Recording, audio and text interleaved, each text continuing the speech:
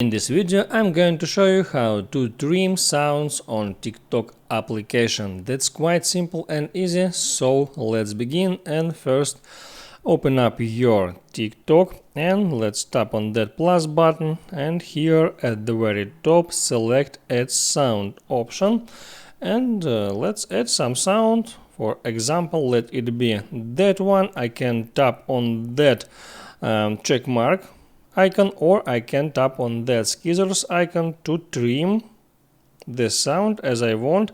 I see that here is 15 seconds part is selected. I can drag it to the left or to the right to select the time when that music have to start.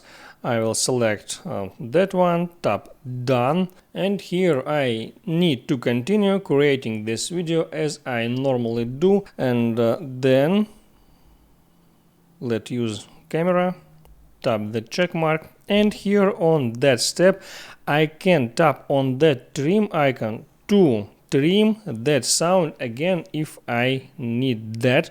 I can drag it to the left, drag it to the right, and select what exactly piece of that sounds I need to use, and then tap done button, and next to make any changes you want as you normally do.